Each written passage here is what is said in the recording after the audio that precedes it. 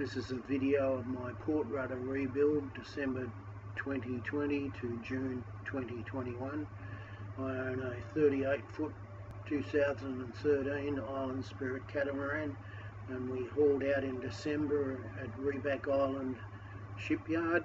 That's in the top middle of the photograph, and this is an image of Rudder Island just off of Langkawi Island.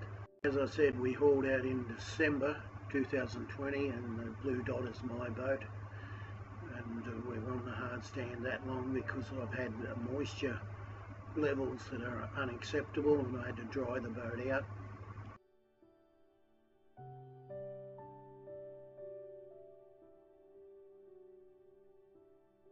Cleaned out both halves of the rudder with the grinder and Dremel tool and sandpaper, and smoothed it right out so that both halves fit together perfectly, or not perfectly, but very, very close enough to give me less than a 1/16 of an inch of epoxy to fill around the edges. You'll see that the plastic's in place now. What's the idea of the plastic?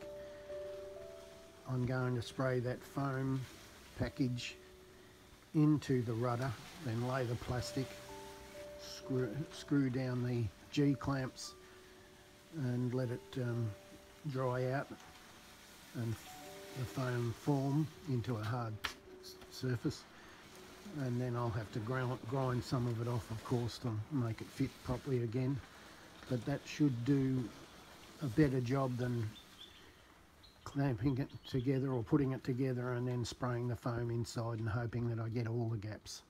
Well, here's the finished result of my filling foam up into the rudder, and as you can see, it's a fairly good job.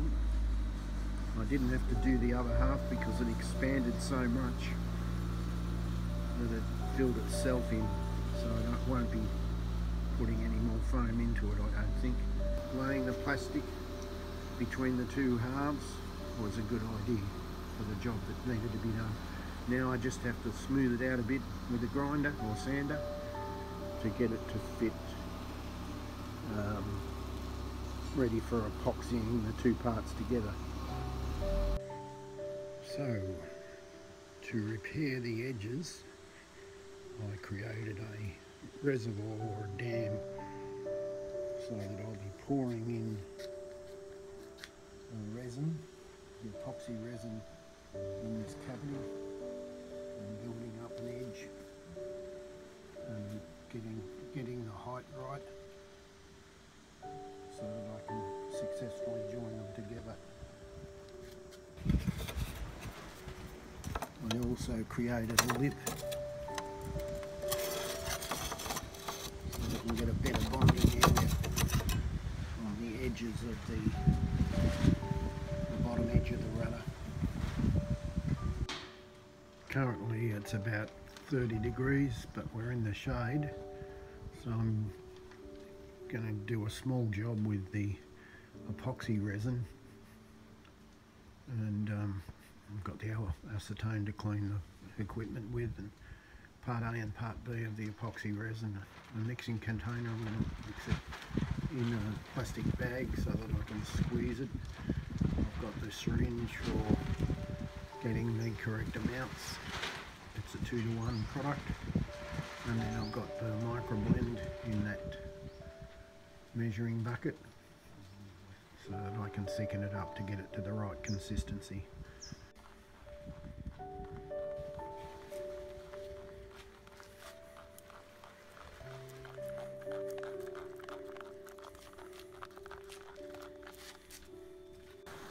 This is my first attempt with this new product I've never used before. It's 2-to-1 consistency, and it's taken a bit longer to dry than I thought. This is my second attempt, and it seems to be the same issue, but the dam wall that I created is doing its job properly on both jobs. Here you can see the dam wall I created to stop the fiberglass from running inside, I filled the epoxy up to the edge of the ground area, causing a larger lip so that I had more surface area to epoxy the two halves together and give it added strength.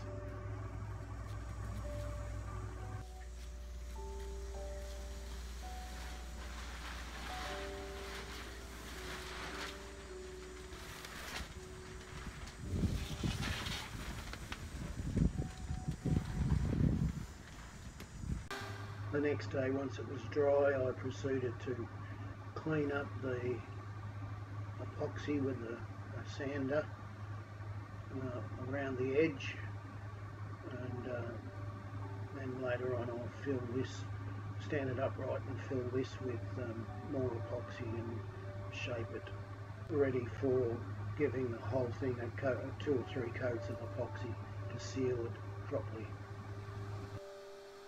My rudder rebuild is coming along fine. All the edges have been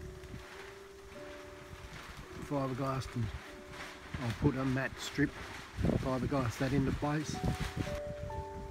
The groove that I ground out on the base of the rudder has been filled in with fiberglass, and the edge that was smashed in and damaged has been filled, and I'll do the grinding and bring it back to a nice shape. Well, the fiberglassing and sanding and bringing it back to a really good looking shape has worked. I'm very pleased with that. So now I'll be able to put a matte tape around the edges to reinforce the fin of the rudder to give it strength, just in case it gets knocked around again. So I'm really pleased with how this has turned out.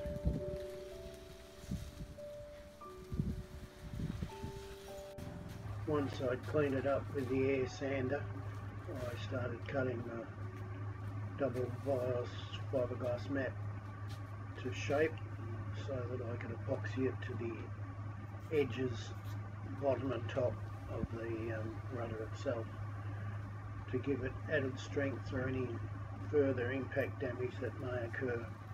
Hopefully there won't be any. I used a local product called Cosan 90, parts A and B.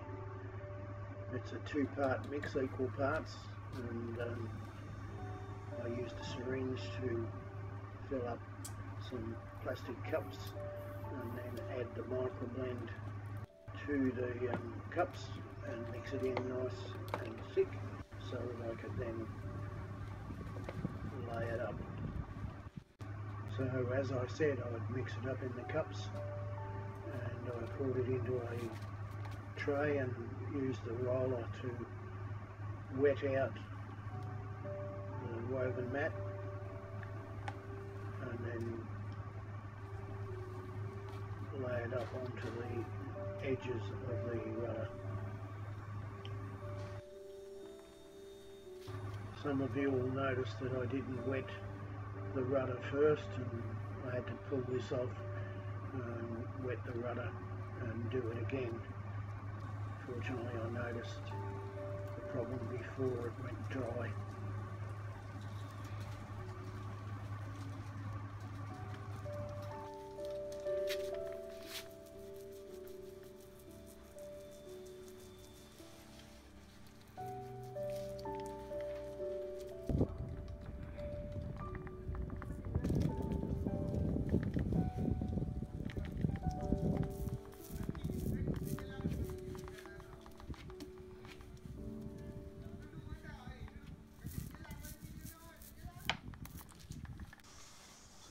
The same thing applies with the port rudder.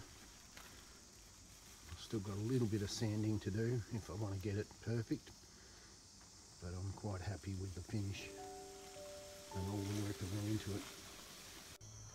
So I've prepared the rudder, and depending on the weather, I'm going to use this as a test for the copper coat. The reason being is I bought the copper coat 6 months ago and it's currently out of use by date, so I'll have to use this as a test to make sure that the copper coat is not congealed, not gone off, and I'll put 4 coats of copper coat on this if the first test is successful and it hasn't gone off. I've decided to make sure that there was no possible chance of a water leak down the shaft into the rudder. And the third coat should turn out like this if we mixed it properly. This is after 2 coats of copper coat. Couple of mistakes, but I'm quite happy with the job. After 4 coats of copper coat, the rudder and the keel in the background turned out great. The video was produced by myself, and this is the end of another exciting video of my rudder rebuild, October 2020 through to June 2021.